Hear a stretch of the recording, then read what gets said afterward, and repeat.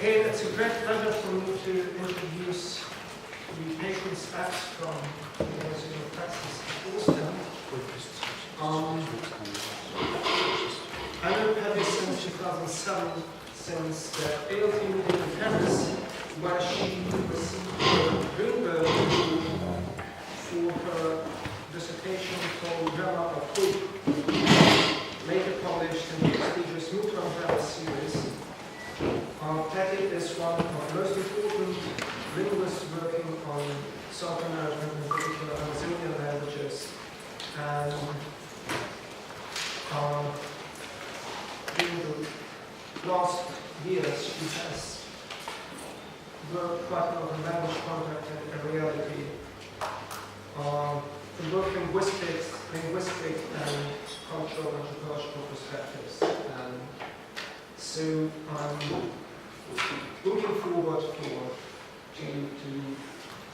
learning quite a lot from her. The floor is yours. Thank you. So thanks very much, Peter, for the nice introduction, and thank you, Nina, and everyone for having me here. Very happy to be here. And we'll get started.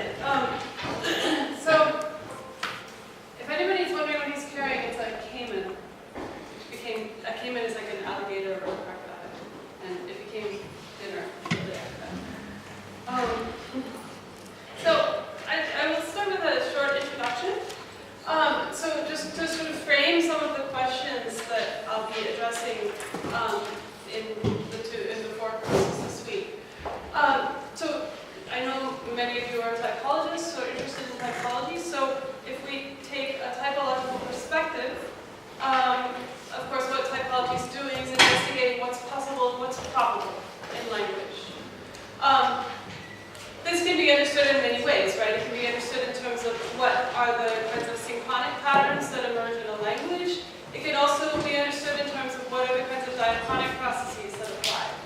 So when we think about language context, we might be thinking about the typology of what sorts of processes are likely to apply, and then in terms of synchronic typology and areal patterns, we think, well, what kinds of synchronic patterns are likely to arise given those diachronic processes. So what I'll be talking about this week relates in large part to the content-related diachronic processes that are relevant to typology, but also to some of the outcomes as well. But then our question, of course, is, and as all of you I'm sure are aware, in contemporary typology, this is a big, it's been thought about a lot. So how do we gauge what is normal, what's probable, what's canonical, right? And a lot of our assumptions about what's typical, typologically likely or canonical, have to do with our sources of data, which in some cases are not as well distributed. In spite of all our best efforts in sampling, they may not always be as well distributed regionally or in terms of language families as one would like. So then we have to ask the question, how much of our typological understanding is anchored in patterns of language structure and language practice that might be regionally variable, or variable in by time period, or social context, so various ways that things could vary. And so how is linguistic areality implicated in defining these patterns? So this is sort of my starting point for this week. So here, what I want to do in these lectures is talk about how areal patterns can emerge over time, and in what ways the dynamics of language contact and diversification may vary. So here, going from between linguistic and more ethnographic perspectives together. So in particularly more ethnographically again, how these variations can be linked to local ideologies and local practices, especially involving multilingualism. So my focus, of course, is Amazonia. So this is where I have been working for nearly 20 years now. And the topics that I'll be addressing this week, I'll start today by taking a more focused approach and looking at the Northwest Amazon, in particular the upper Rio Negro region, which is where I've been working for a long time. Then this afternoon, in the second class, we'll look at Amazonia in somewhat wider perspective. So some of the regional patterns that we see in Amazonia more generally. In the third class, we'll look more at specific typological features and features of the languages of the Amazon. And then in the fourth class, we'll take a comparative view. So we'll look at compare some of the things that we see in Amazonia with multilingual regions in other parts of the world in terms of the dynamics of multilingualism. And also take a more of a diachronic view and look at focusing again more specifically on Amazonia, look at some differences that have applied over time. So in particular, looking at some of the differences that apply between the more indigenously anchored contexts that I'll be focusing on today and some of the more colonially mediated patterns of interaction and their outcomes in terms of language contact. So let's begin by looking at Amazonia. So this is a map by Joost Gibberts that's looking at historical distributions of language families. So one of the most striking things that appears when you look at this map of Amazonia is how linguistically diverse it is, right? So all of these colors, each color is intended to represent a different language family. So of course, if you look at the diversity of individual languages, it's much greater, although one point that's very interesting is that the majority of the families actually don't have that many members. So as far as overall diversity, some 50 or so distinct language families, of which there are a lot of isolates. So Harold Hammerstrom's count has it that South America has 34% of the total isolates in the world, which is a much higher proportion than you would expect given the overall number of languages. Of these language families, as I said, most are small, most have 5 members or fewer. And there are four really large, so largely distributed families. So you can see the red here is Tupi, most of which is Tupi-Guarani, which is a subgroup. The yellow is J, or macro J. The kind of light green near the top is Carib. And then one of the shades of purple is Arawakan. So those are the 4 really big, widely spread out families, but most of the others are pretty locally, fairly locally contained for the most part, and relatively small, with 2 further exceptions, which is Tupinoan and Panoan. So we'll talk more about Tupinoan, but it's more in the northwest, and Panoan is more in the direct west. And those are both kind of interesting cases in that they have a lot of members, but they're not as spread out as the other 4 families. They're not quite as big as the other 4, but they're also more localized. But the general pattern is lots of little families. And as you can see from the map, a lot of the diversity that we find is concentrated on the western periphery. So there are a lot of puzzles here. If you look at a global map of language distributions and language family distributions, South America and New Guinea emerge as the 2 most diverse places in the world, particularly with respect to language families. And we'll come back to this more tomorrow in the 4th class.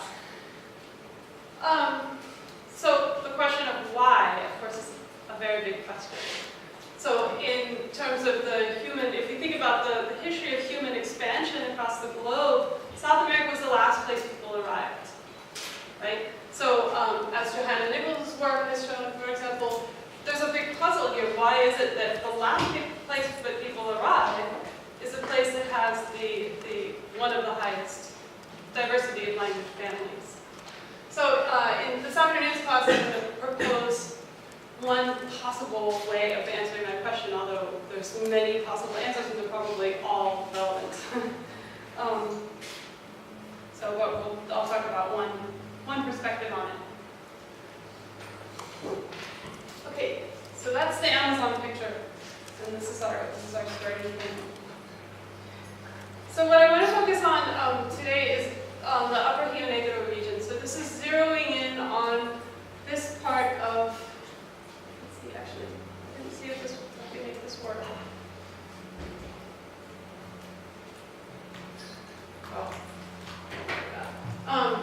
The upper northwest corner. I'll show another map to make it more clear. Yeah. Beg your pardon, is it possible to ask questions? Oh, please, I forgot to say that. Well, Yes. I have a slightly provocative question with respect to this. Well, to the point that Amazon is unusually diverse in genealogical units. Well, as we all know, it's genealogical units are actually not something very robustly objective. Sorry, robustly what? Very robustly objective. It's not, well, one of the, well, yesterday I had a demon dog spoke about Africa, and on one hand, he sort of confirmed Greenberg's intuitions that there were not too many language families in Africa, but on the other hand, he told that in his view, certain genealogical units which Greenberg considered to be parts of larger units are in fact independent families. And if we take a look at the glottolog, we see that there are actually plenty of language families in Africa. There isn't such a genealogical unit as Nilo-Saharan in glottolog. So the question might be, is genealogical diversity a real thing? Okay, yeah. Well, I actually tend to believe that it is a real thing. Or is it a result of comparative linguists not having paid enough attention to this particular region, or some lumping comparative linguists not having lumped things together too much in this particular region? Yeah, thanks. That's a very good question. Well, Greenberg, of course, put everything in one bucket, No. right? That's So, and as Gerrit Dindendal said yesterday, Greenberg was an amazing scholar. He made enormous contributions, but his classification of languages of the Americas has probably gotten the most pushback from historical linguists. So I haven't even bothered to really bring that in here in terms of the slide, but it's an interesting question with South America. So certainly there's a lot more to work out. There's a lot of descriptive material that we would like to have to be able to say more about language classification in South America.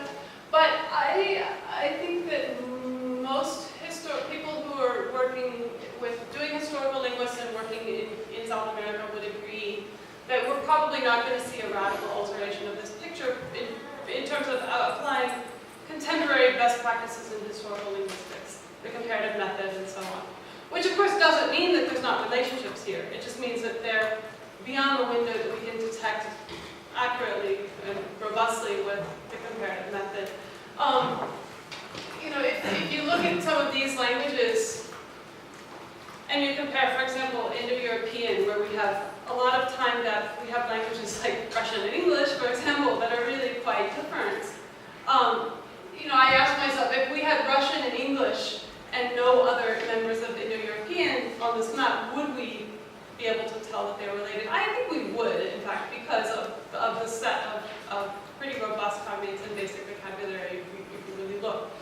But that said, you can compare sets of pronouns, for example, and sets of basic vocabulary in South American languages, and there's not a great deal more that jumps out. In fact, the language family that I will be talking a lot about, that I work on, which is, I call it Nazahupen, it's also been known as Mapu.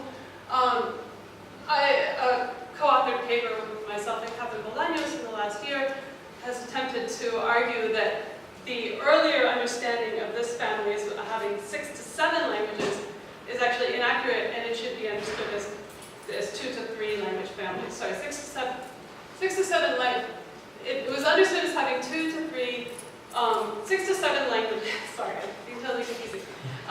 It was understood as one family having 6 to 7 languages, but we've argued that it should be understood as between 2 and 3 families, probably better understood as 3, where those languages are just divided into different groups. So as more historical work continues, we may see as much division of understood groupings as we see putting things together. So I don't think the picture is going to change radically, but certainly it depends on your methods and your approach, and also how much material you have to work with. So, is it good? It's fine. I don't think I'll need it much. Is slides or PDF? It's slides. No. Can't work because, okay, no, it doesn't. Okay, no worries. Okay, no worries. No, Seems to be a math problem with many different levels. Okay.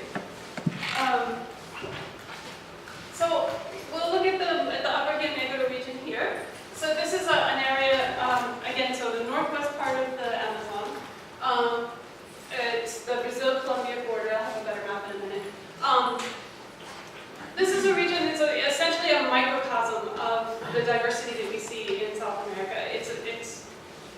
It's got multiple language families represented within those multiple languages, and the social context is very multilingual, and that's what I'll be talking more about. So the questions that we'll be thinking about are, in this diverse but interactive context, how are the languages maintained and how has contact affected them? And how are particular cultural and social and ideological practices involved in these processes? So before we get into that, I want to just call your attention to some of our kind of typological understanding of language context. So much of what we're talking about here in this week, in this summer school, I think is already showing the challenges to some of these assumptions. My discussion today will just add to that. But you know, if you look at many documented examples of language contact, this typology is essentially accurate. That you have, with casual contact, you have some lexical borrowing. The more intense the contact gets, you tend to get more lexical borrowing and ultimately more structural, more grammatical borrowing. Right? So that's the sort of accepted generalization about how language contact works.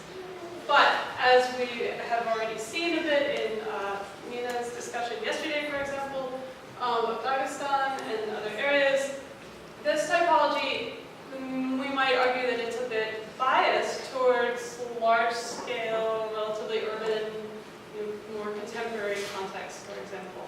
So the question is, how generally applicable really is this? And how applicable is this to small-scale, multilingual societies? Okay, so here's the map of the Upper Rio Negro region. So this whole area, this is the Rio Negro, the Negro River.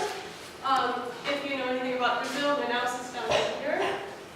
And the Amazon River divides at Manaus. The Rio Negro goes to the north, and the Solimões goes more to the south. So the Rio Negro takes you to São Gabriel da Cachoeira, which is the largest Brazilian town in this area.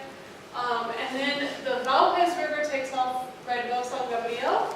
So this whole area can be understood as the Rio Negro region. The Valpes region is this area here that you can see is really multilingual, lots of languages, that's drained by the Valpes Basin. And so here you can see there are 4 language families that are really well represented in the region. There's one little Carib outlier. Most of the Carib languages are pretty far to the east. The languages in green are the Navajo languages, and Kakwa and Nukak are the 2 of the languages that I mentioned had previously been put together with Navajo as the Maku family. And then we also have Tucanoan and Arawakan languages represented. So lots of language families and lots of languages. So here are just a few pictures of what the region is like. So you can see the rivers get progressively smaller as you go up, as you might imagine. So on the upper left is the Rio Negro near São Gabriel. So you can see it's quite large.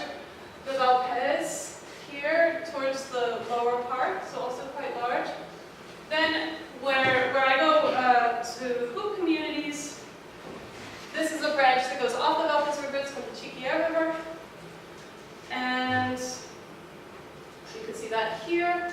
And then the communities that I work with tend to be set into the forest away from the river. So if you're lucky and the water's high enough, you can go part or all of the way on a small creek or stream, which is in the region they call it Igape, which comes from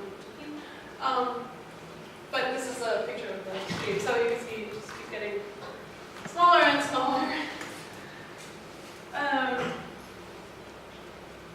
And these are just a few photographs of the region. So a historical photograph on the upper left.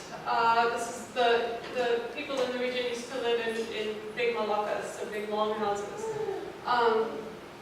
Nowadays, the pattern due to missionary involvement has mostly been to go to communities that have more individual houses. So this is a Tucano community on the river in the upper right. The Hoop communities, the communities of the Navajo peoples, as I'll discuss in a minute, they live further back in the forest and tend to be less accessible to the river and all of the things that you get by river transport. In this region, there's no roads, so all transport is by river. So this is a picture of one of the Hoop communities.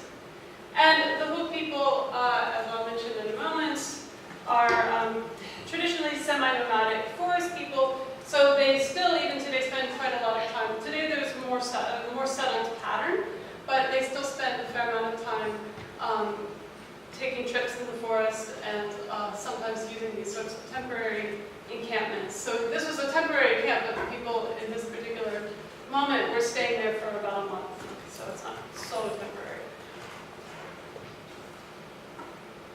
And please do ask if you have questions. Please don't hesitate to interrupt. Okay, so about the Rio Negro system. So we saw there's all these language families, all of these languages, and they're not just, their own little isolated communities. They're very much interrelated, interactive, constant interaction. And as you can see from this map, they're quite interspersed. So you have, for example, you have Hoop communities and Tucano communities and Desano communities all in the same general region. And in some cases, in many cases, you'll have more closer proximity between two speakers of different languages than you will have between different communities of people who are speaking the same language. So the distribution is definitely not, there's not a discrete territorial division for each language. They're quite mixed up. There's some, as you can see, there's some territorial distribution, but within a given region, you have multiple languages represented in different communities. So this diagram is meant to attempt to kind of give you a breakdown of what's going on. So it's fairly complicated. So within the Valpes region in particular, you have these 4 language families. So Navajupen, which is these 4 languages, Hoop, Yuhup, Del, and Nadeb, and this is the family that I've worked on primarily. Then Kakwa and Nukak. Then you have East Tucanoan, various groups, and you have various Arawakan groups. Within the Valpes proper, it's mostly Tariana, a little bit of Banima, some Yukuna, and then other Arawakan groups more on the periphery and the upper Rio Negro region more generally. So what's going on in terms of interaction? Well, one division that's quite salient in the region and does have to do with territory to a degree is a distinction between the people who live in the forest, traditionally in particular, in the more interfluvial regions, and these are the Navajo and the Kakunukak peoples. So these are the forest peoples. Then you have people whose traditional pattern is to live along the rivers, and these are the East Tucanoan and the Arawakan peoples. Okay, so that's one distinction, river people and forest people. As you can see, it cross-cuts language families. Another distinction has to do with marriage patterns. So as Nina was saying yesterday, in the Valpes you have this system of linguistic exogamy, which, as we'll see, is encountered in other parts of the world, but in this region it's particularly strong in the sense that it's pretty rigidly prescribed. If you are a member of an East Tucanoan group, with a couple of groups are exceptions, but for the most part, you have to marry somebody from one of the other groups. And each of the groups is associated with a different language. As I'll talk about more in the 4th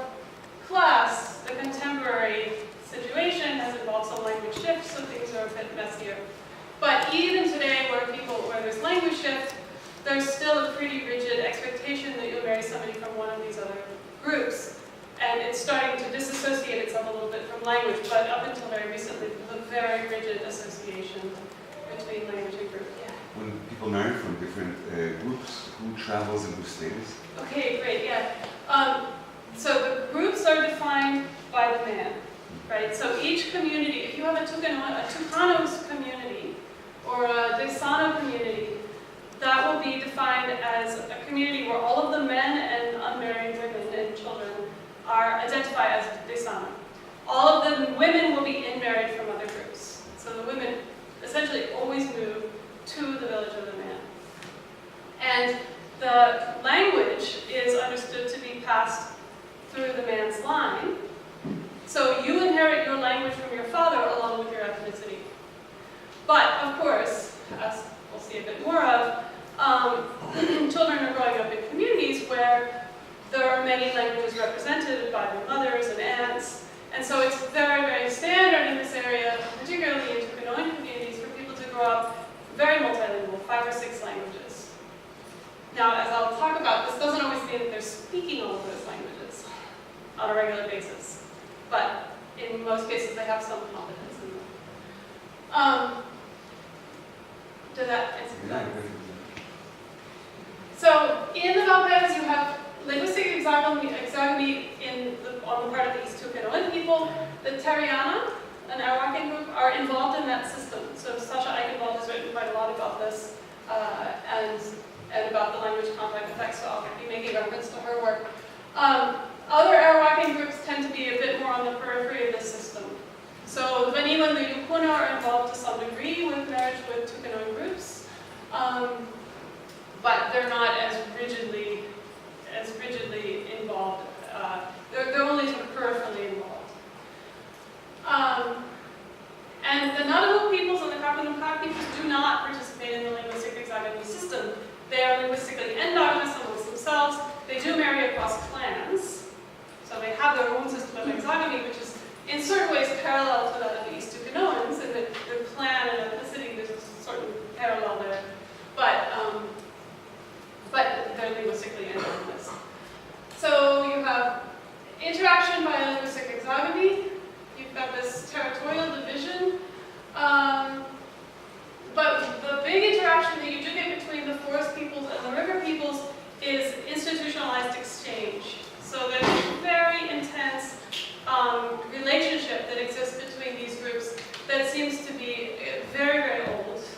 You know, from what I can tell, probably predates several divisions within the Navajo family. So it's probably 1 to 2 millennia old at least. And so you have interaction there, and you have interaction in general with respect to ritual activities, trade. So one interesting thing in the region is that there are trade specializations.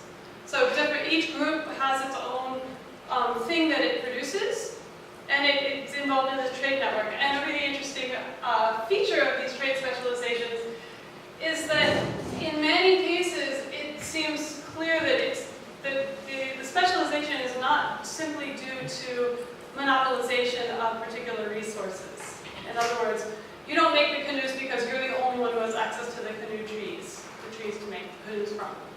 But rather, a lot of what's going on appears to just be sort of specialization for the sake of participating in a network.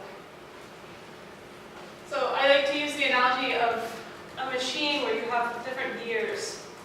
And the gears have to be distinct in order to fit together and work together smoothly, that it all creates one big machine.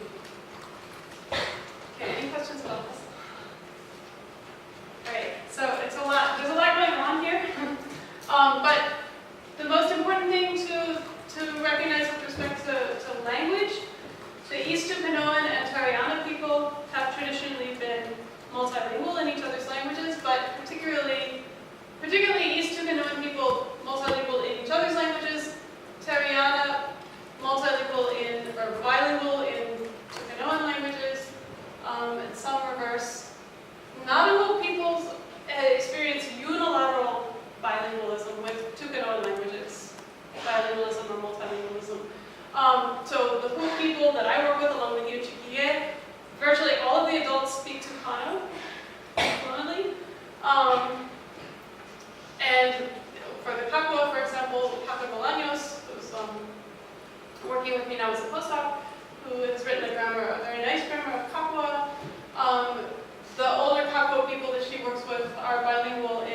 other Tucano languages that are spoken more on the Colombian side of the Valdez.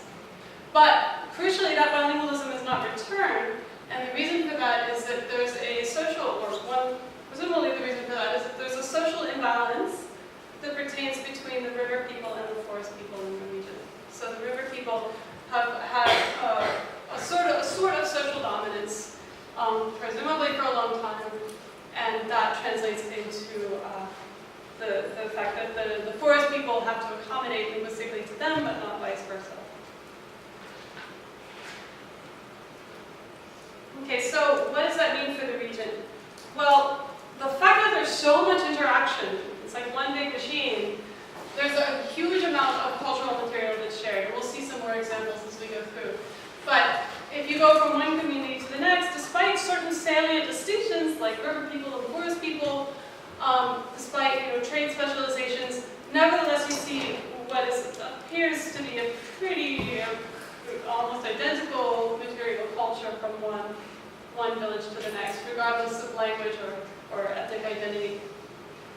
Ritual practices as well, very closely associated with all of the region. Incantations and shamanic practice, music and song, myth and narrative, and we'll see some examples of these. So it's been described as a culture area, meaning pretty homogeneous culturally. Okay, so back to linguistic exogamy. So as I mentioned, this is passed through the father's line. Individuals identify with their father's language. So again, as I said, this is primarily an East Tucano thing. Okay, so it's not everybody in the region that's doing this. But everybody's very familiar with it. So one point here that's important is that, as Jackson, the quote here from Jackson says, everybody is multilingual in these communities, but they identify principally with one language, their father's language. And again, as I said, you have this Rio local residence pattern, so married women are all coming in from outside. This diagram is from work by Costenzel, who works with Voronovo or Cotiria and Waikana peoples.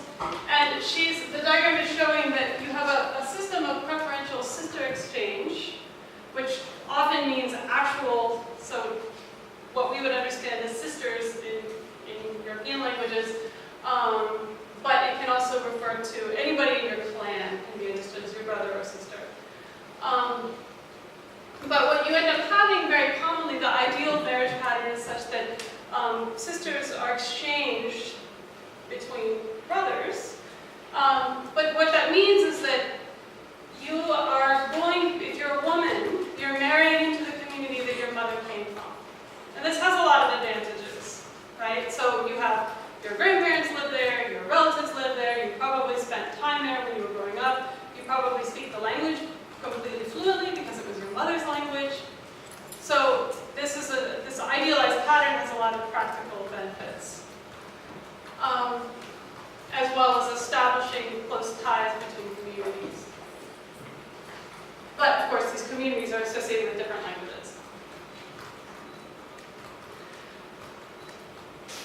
Okay, so what does this mean for the languages? And for people's attitudes towards languages? So within the groups practicing linguistic exogamy, there's a recognition that you really identify with your father's language, no matter how much confidence you have in your mother's language or in other languages of the area. So here are a number of quotes from different linguists and ethnographers who have worked in the region. So some of these relatively earlier materials from the 60s, 70s, and 80s by ethnographers working in the region are particularly valuable because they were able to present a pattern that was presumably a relatively traditional pattern.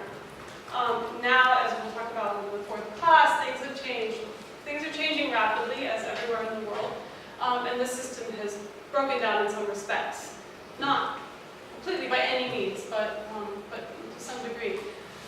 So, some of the things that they have emphasized is that you identify with your father's language, and in many cases, there's quite a lot of variability around the region, but in many cases, women who marry into another community, particularly in the Voronovo or Cotiria community, that Janet Trinella has worked in, she describes women maintaining their father's language in their daily interactions within the community. So only speaking their patrolect, even though they're married into a community that has a different language. And there's some quite interesting things about child socialization. So in the part of these women who will only speak their patrolect, their job is to socialize their child to speak the child's patrolect, which is different from the mother's language. And so there's some really interesting discussion in some of Trinella's work about how that's done. And it sounds like it could be quite traumatic for the kids in some cases, because the mother is, encouraging them to speak their father's language, but doing so using her own language in some cases. So I think it could be a little confusing. There was one story about a kid who, I guess the child got to be about 2 and was speaking words of both the mother's and the father's language, and the child got so much negative feedback about using words from the mother's language that he stopped talking for a year. And when he picked up again, it was all in the father's language. But interesting process. So one of the points that we'll come back to here that is emphasized in a lot of the ethnographic work from this period is that, and more contemporary as well, is that there's a lot of emphasis on self-control, to not mix your languages. So this is an important point that we'll be talking more about. But there's a real emphasis on keeping your languages distinct, controlling your use of your languages so that you only speak your father's language most of the time, but if you are going to speak another language, you speak it without any mixture.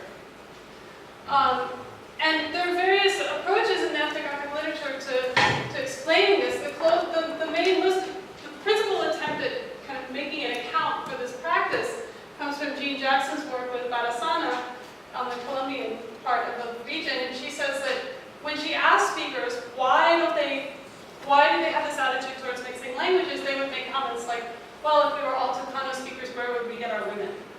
So, in other words, the marriage pattern is defined by keeping the languages distinct, so therefore we have to do that. As we'll see, I think it's a bit more complicated. But that's certainly part of the conscious motivation for this process. So, keeping languages distinct. So as you might imagine, when you're surrounded by lots of languages, sometimes people slip up, and you insert another word, a word from one of the languages into the language you're speaking. But this is heavily socially castigated. It's really not looked upon well. Jackson talks about this in her work with the Barasana, that there's great social disapproval if women were speaking, and so in this case she's talking about women who are married but are speaking Bara, the language of the community, but if they let words from their language or other languages slip in, they get scolded. Eichenwald's work with Tariana also makes this point. So she talks about speakers of Tariana who sometimes words from Tucano slip in. The Tariana also, at the time that Eichenwald was working, they were also undergoing a lot of language shift towards Tucano, so that may also be relevant here, but it does seem that this attitude is probably an old attitude. She has this anecdote about somebody who accidentally put a Tucano word, so in this, here you can see the word for sing, accidentally slipped in, so the Tucano word slipped into his Tariana sentence, and you can see from the description, everybody started laughing. They talked about it for weeks afterwards or months afterwards. It was a really big deal. It wasn't, in your speech in Russian and English, if you slipped in a word, nobody would probably notice it. But in this case, it's a big deal. Okay, so we've talked about linguistic exogamy, and we've talked about this close effort to keep, or concentrated effort to keep languages distinct. But what else is happening in the region? So, as it turns out, there's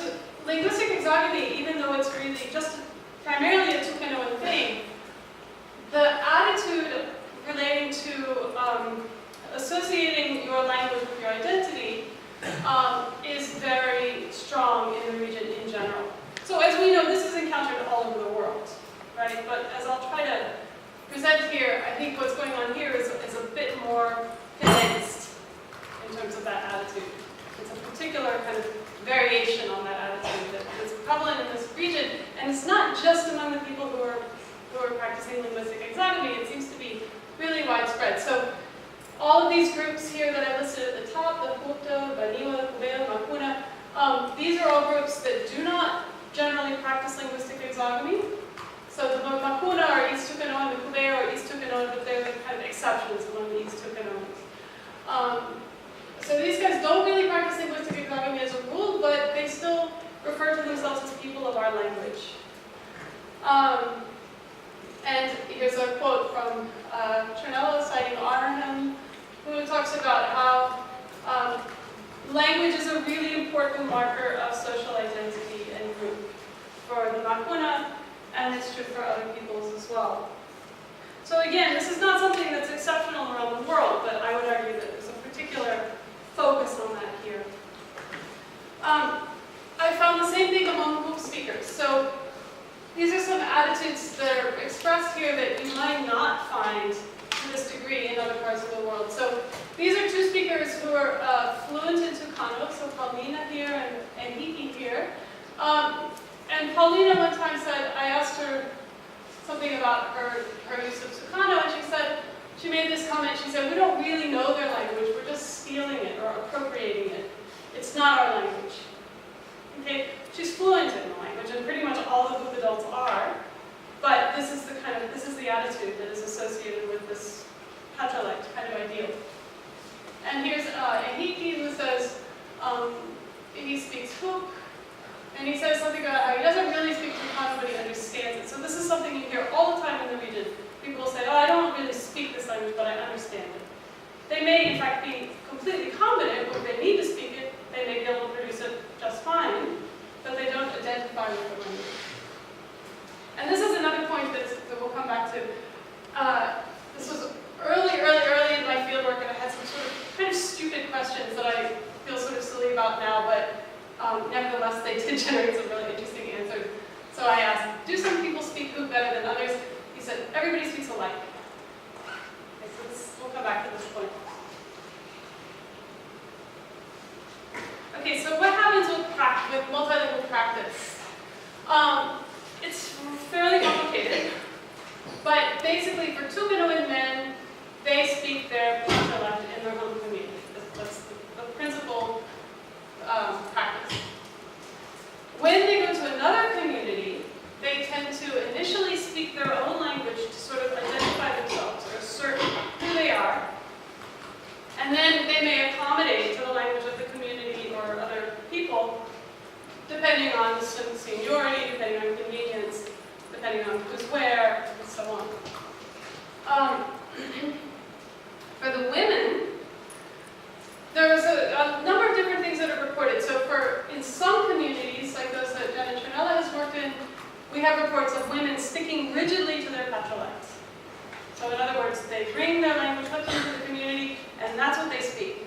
And you have these, it's very common in the region to have conversations where the interlocutors are speaking different languages to each other, but nobody thinks anything of it. It's totally normal.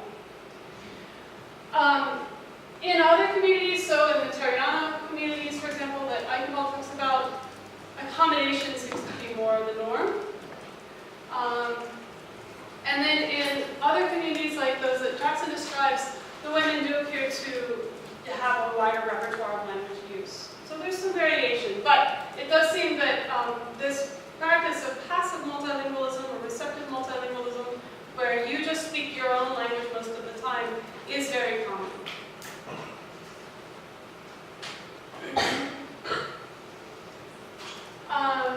And again, as we'll talk about later, things are changing currently. So what about Hoop speakers? So again, Hoop speakers are not involved in the linguistic exogamy system on a regular basis. When they're in their own communities and in the forest, they speak Hoop, and they're quite proud of it. But when they go to a Tucanoan community, or in certain domains within the Hoop communities nowadays, like school, where there's a Tukanoan person who's kind of in charge, then they generally speak Tukanoan. Yeah. Well, again, I had a question regarding the previous slide.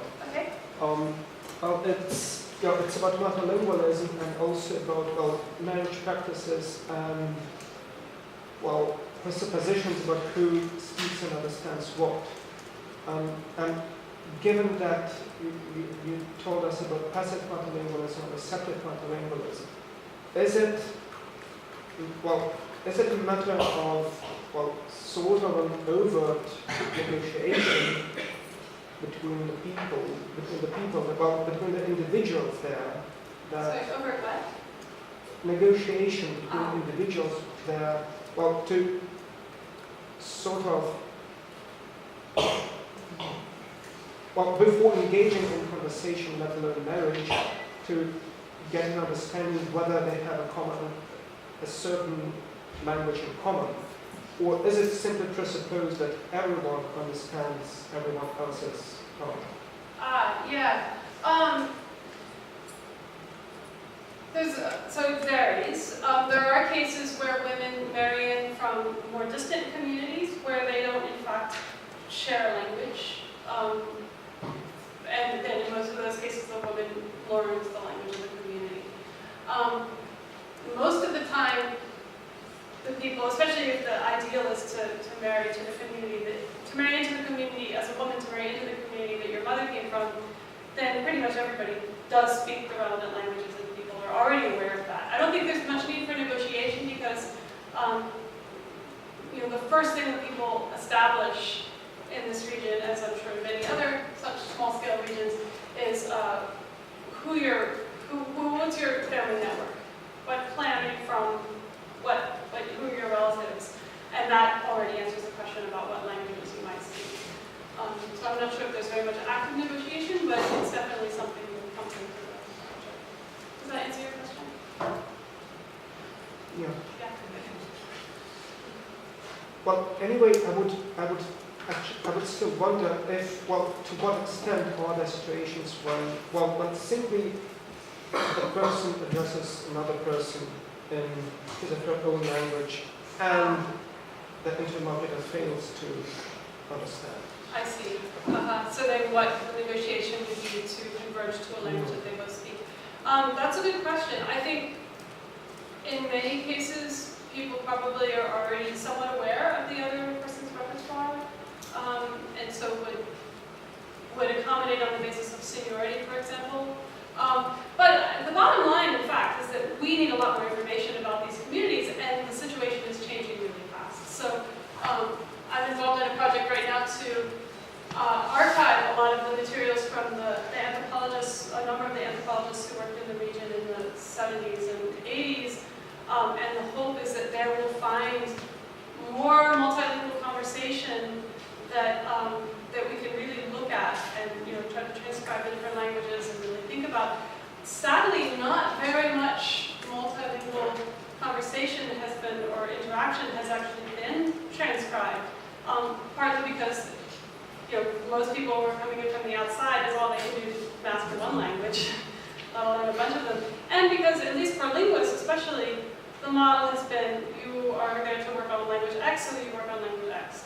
But we need a lot more of this work, and sadly, the opportunities are dwindling. We don't have that much more chance. Christine Stenzel is one of the few people who's now really working on this question with Tukanoan groups.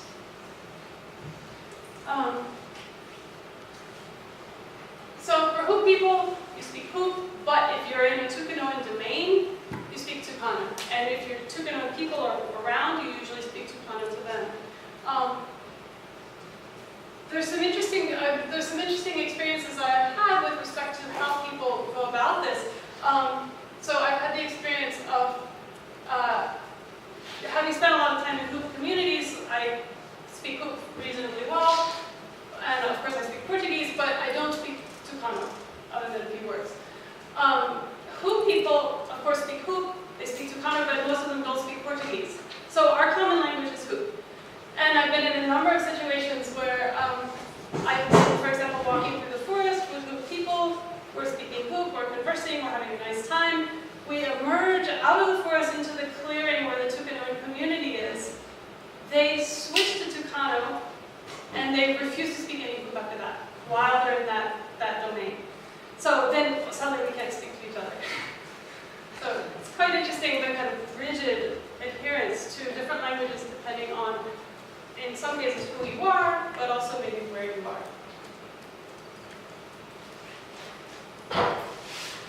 So what about changing your language identity, changing your patrolect? The anthropologists working in the region have emphasized that this generally isn't done. You can't switch your patrolect. So Jackson says you can't cross boundaries by changing your identification with a particular father language. Trinella says, goes even further and says you create yourself in the act of speaking. So if you don't speak the language that's yours, you're essentially becoming another person. This is a point I'll come back to later this afternoon. But in fact, there are a few interesting cases where people have managed to do this.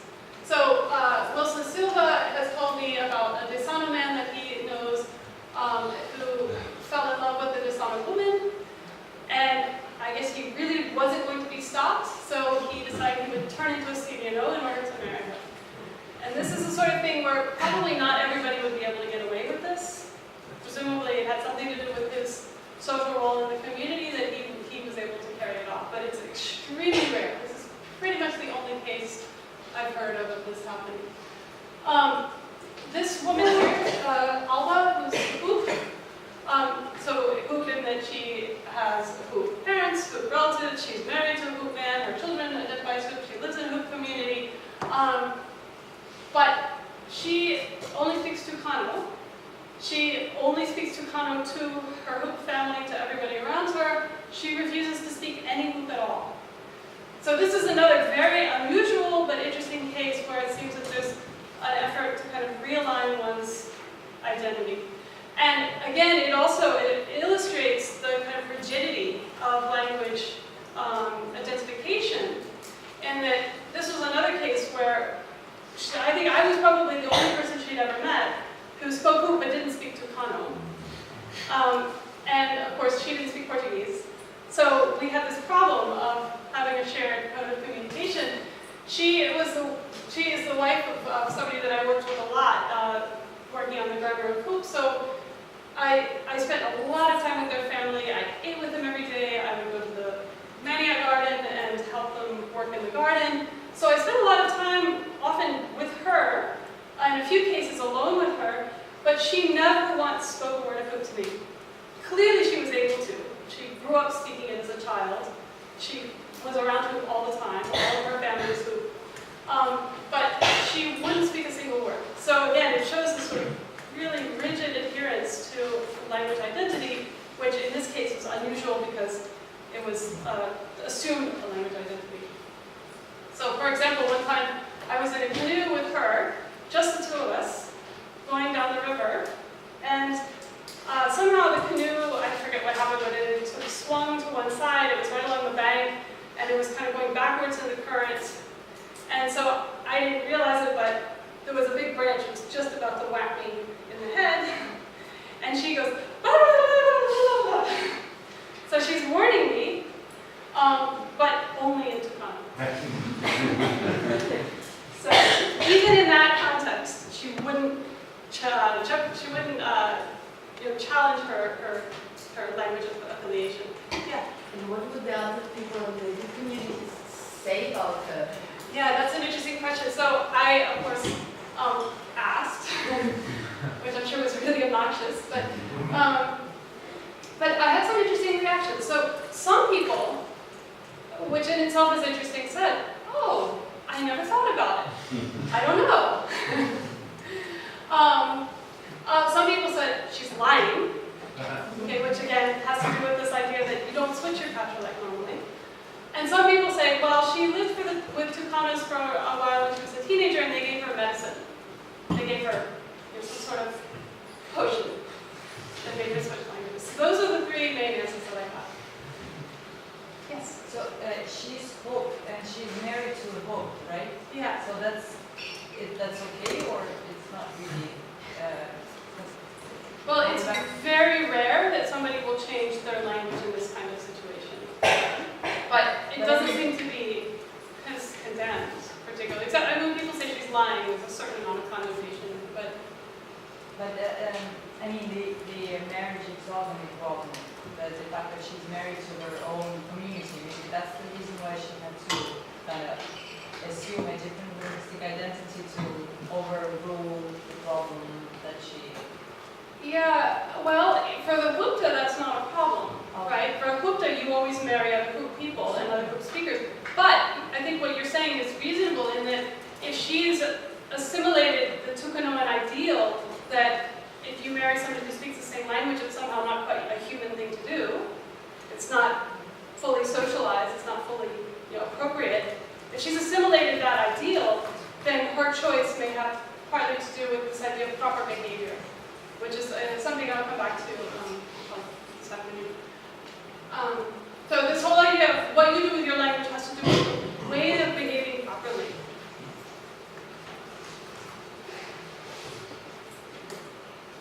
Okay, so what about the languages?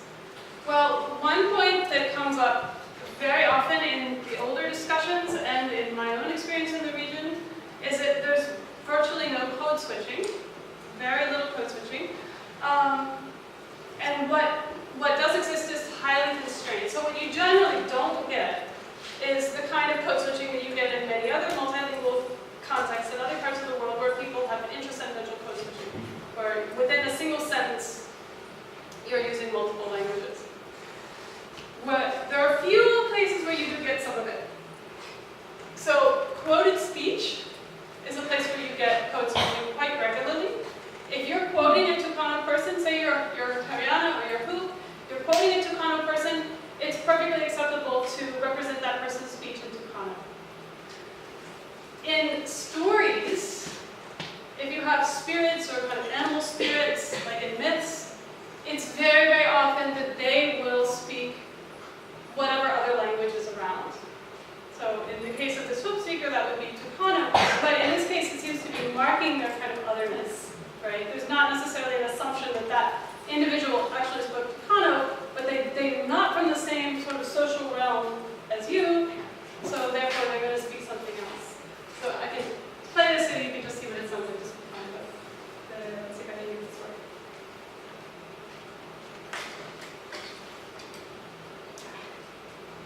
Maybe not.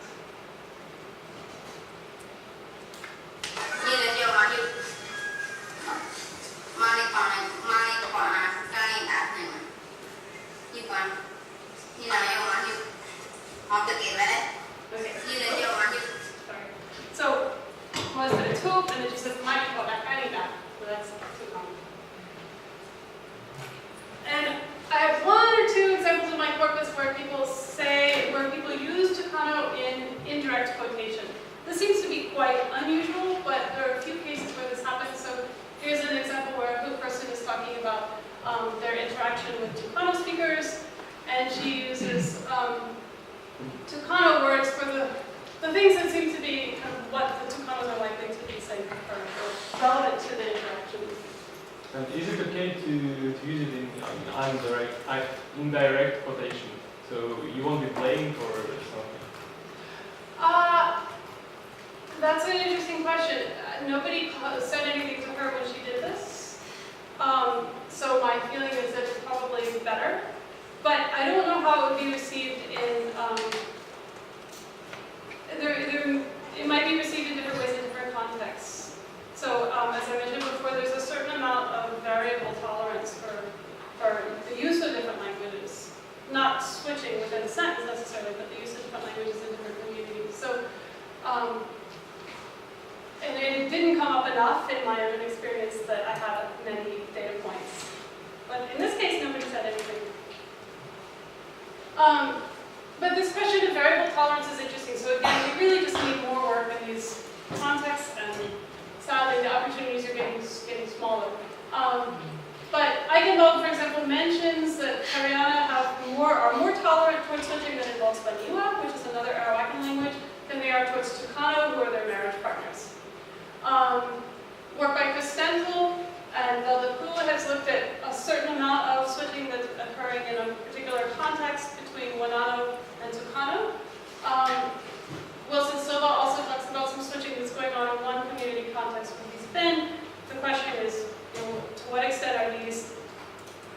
patterns of behavior that have always been there? To what extent might they be recent? To what extent are they specific to particular communities, what particular things are going on? We just don't know. I beg your pardon. Yes. I'm wondering if you could please explain in slightly more detail what's going on in the C example, in this example. I'm sorry, say again? If you could please explain in slightly more detail what's going on in this example. In these examples, oh, in this example, Yeah. the hoop one or the variable ones? No, I mean the C. C1. Sorry, Yeah. the C, okay. Yeah. Yes, so this was a hoop person who was tired. This was also, I think this also came from one of those interviews that I was trying to do early on. And I was asking people about their interaction with Tucano speakers. And their response was, well, if they call, so the traditional interaction that occurs between hoop people and Tucano people, there's, as I mentioned, there's this social imbalance, there's frequent interaction. What this usually means is that hoop people are often working for Tucano people.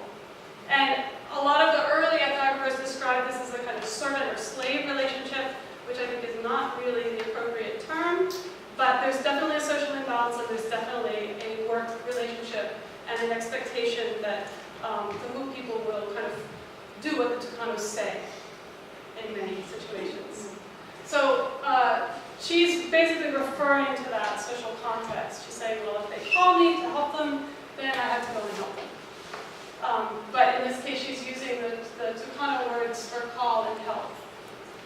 Yeah, but it doesn't really, it doesn't look like indirect quotation at all, in fact. Yeah, right. So strictly speaking, it's not indirect quotation, It's but it's something reference to a else. speech events. Yeah, that's true. I would say reference to a speech event maybe is a more appropriate way to characterize this. Does that make sense?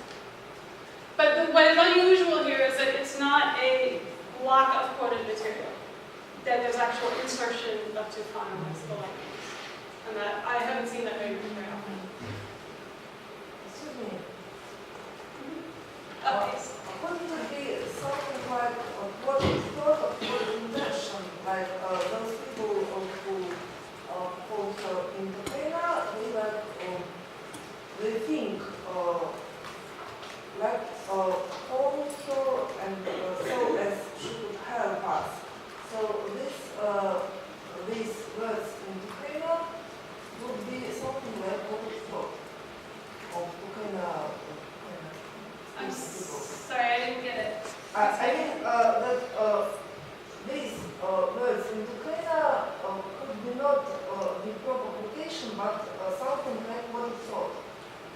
What she was thinking? Yes, call and help. Yeah. Yeah, sure. So reference to the characterization of the speech events. Yes, Yeah. sort of what intention or something like this. Yeah, so not really direct quotation. So that's what you're saying. Yeah, I agree. I think direct quotation was not quite the appropriate characterization. Anything else?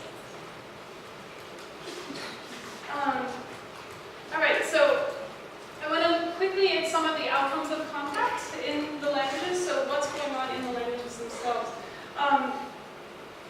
One thing that we have in our favor in terms of identifying contact effects is that we have unrelated languages. And in the case of Nahuatl and Arawakan, we are aided by the fact that there are members of the families that are outside the region. So that gives us a pretty robust opportunity for comparison and allows us to make some fairly robust arguments for contact-driven change because we have these controls outside the region. That said, there's lots of questions. But I think that we can say more about contact-driven change in a case like this where you have members of the family both inside and outside the contact situation than you can in other contexts where all of the members of the relevant family are within that situation. So loanwords. Tucano and loanwords are really low in Tucano and in Tariana and in Hoop. So from the Wold survey, for example, there were really a very low number of loans from what you would expect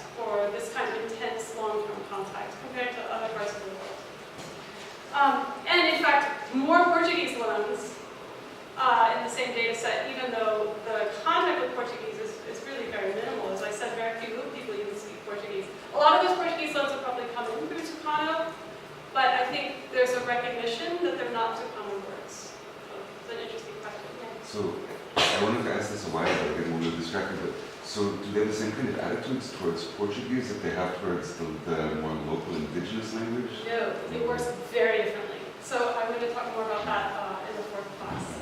Yeah, I'll hopefully get into that in detail, unless I run out of time.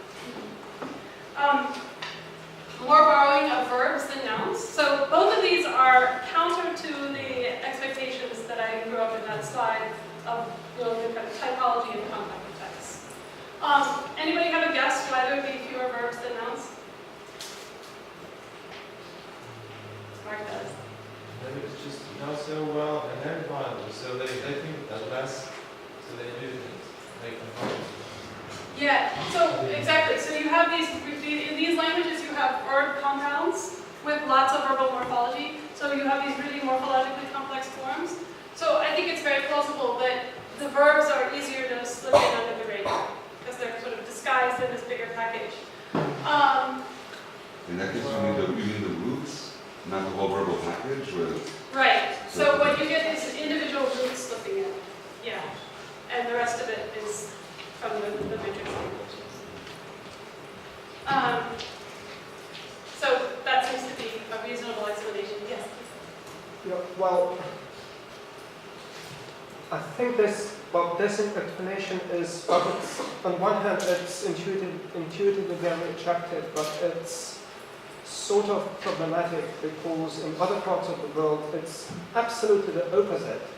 Like in Northwest Caucasian languages, they borrow nouns from everywhere, all over the place, and they don't borrow verbal roots at all, or they use a lateral insertion strategy. So then they never ever insert a foreign root into their polysynthetic complex, verbal complex at all, well, unless something special happens. So, well, I think that's the more typical pattern. Yeah, so on the one hand, there is something structural to it, but on the other hand, it's still something having to do with perception, attitudes, and all these non-strictly linguistic things. Yeah, I mean, I think what you're describing is much more typical, or understood to be much more typical cross-linguistically. So this is considered quite unusual. Yeah, I mean, I think attitudes is a lot of what's behind this, structure as well. And in the cases where maybe you have resistance to borrowing, but you still have more nouns, there are other issues like what kinds of concepts are relevant. Do you have need-based borrowing, do you have something else? Certainly, when we look at Portuguese loans and poop, it's a different story. It's all math for the most part. But I think this pattern being so unusual, one explanation would be that they sneak in. Why that happens or doesn't happen in other parts of the world is an interesting question. Well, could it probably be the case that actually, since nouns denote things, so to say, and probably the inventory of things is sort of common to all of these peoples, and so the inventory of names is also known, so they sort of don't, that they would recognize that that's the wrong name for this particular thing in this particular language more readily than for more fluid, so to say. Sure. So the opportunity for need-based borrowing is fairly low. So yes, I think that's also relevant. So I guess I don't have very much more time. So I'll just show a few more slides about the contact effects. And I'll go kind of quickly, but you guys can look at them later. Lots of calquing. So not very much lexical borrowing of form, but lots of calquing all over the place. Grammatical structures are really similar. So there's a huge amount of convergence. I would say this comes close to what we might understand as metatyping in Ross's terms. Like just massive grammatical convergence. Here you can just see the structures and the colors representing the different verbal categories and so on. That you've got virtually identical structures. This is just another example of the same, so I'll skip it.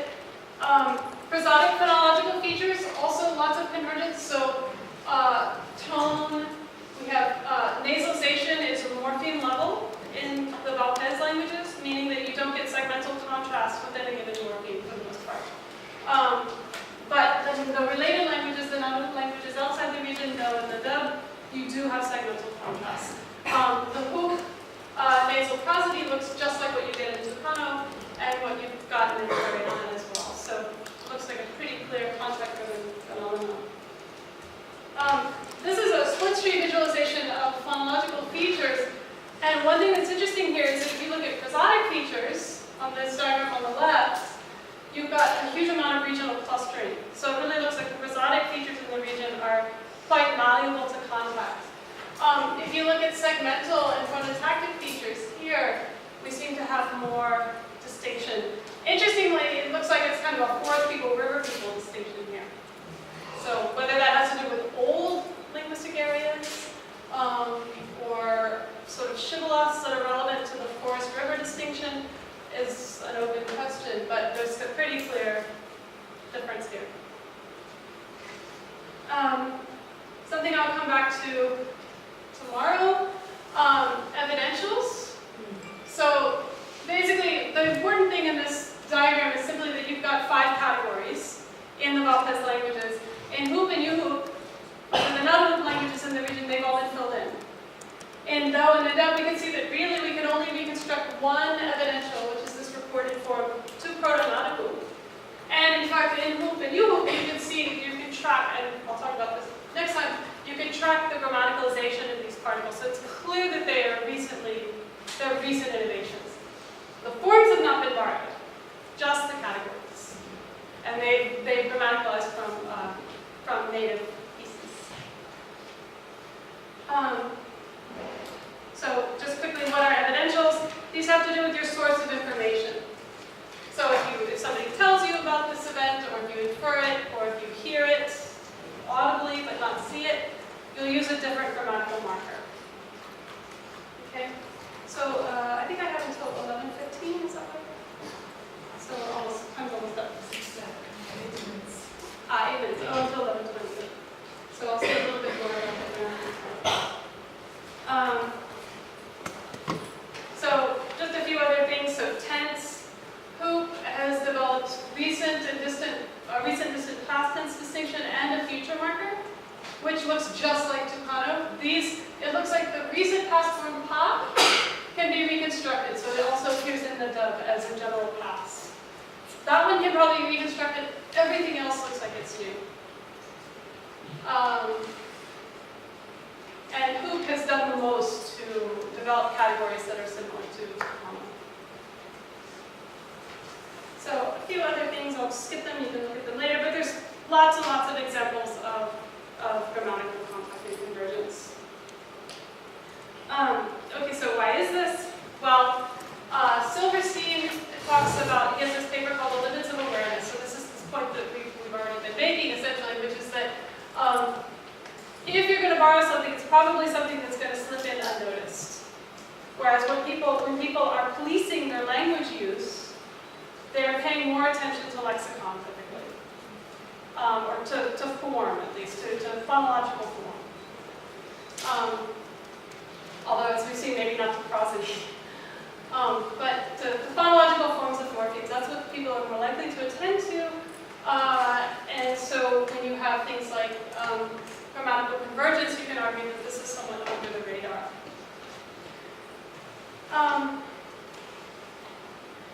But there are a couple questions as to how this might happen. So I think Silverstein's point here is really relevant, but I think maybe it's not the whole story. So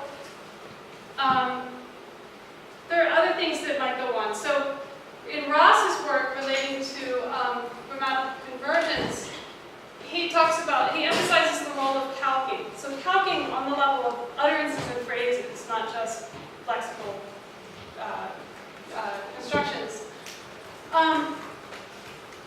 But then we have the question of what motivates that. So sure, there's some sort of cognitive load you could argue, right, relating to managing your languages. Maybe structural priming. But if we look around the world at different contexts of language, where language contact is involved, we seem to see different outcomes that we're relating to convergence, where you might expect the cognitive load and the structural priming are there in many cases, but sometimes it happens, sometimes it doesn't. So there are a lot of questions about what really makes this happen. One thing that I'll mention is that in this region, you have a huge amount of what Dubois calls, oh sorry, that should be Dubois, not Dubois. He calls it dialogic resonance. So when people are speaking, there's lots and lots and lots of repetition. This is just an example.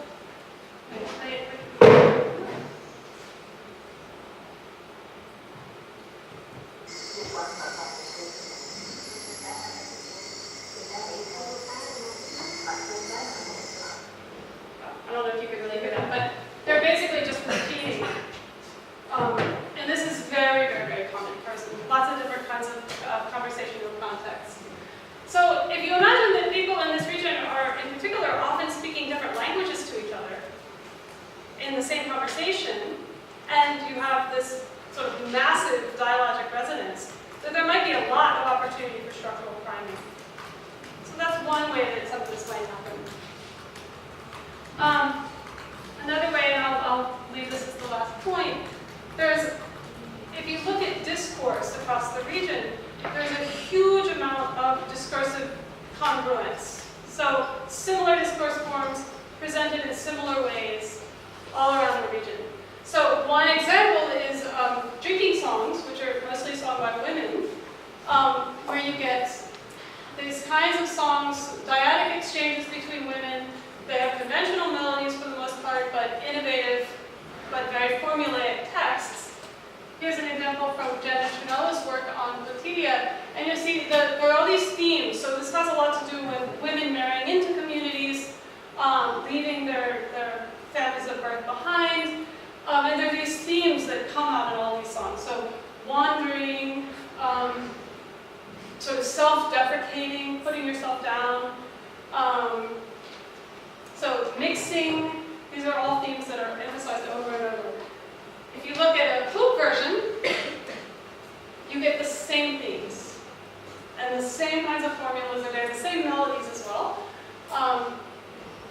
So you find this in all sorts of things. So I don't have time to get into it now, but in the slides, if you want to see them later, I have some examples from incantation, examples from stories.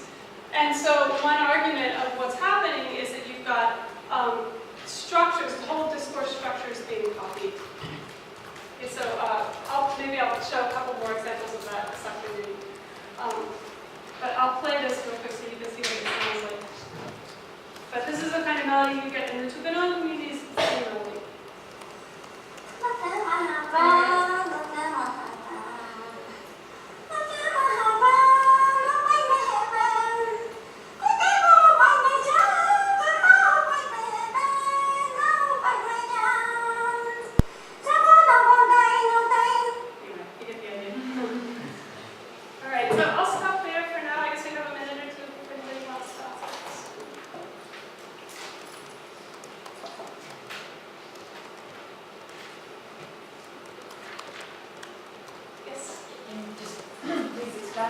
How does that work in terms of fostering contact effects and helping them?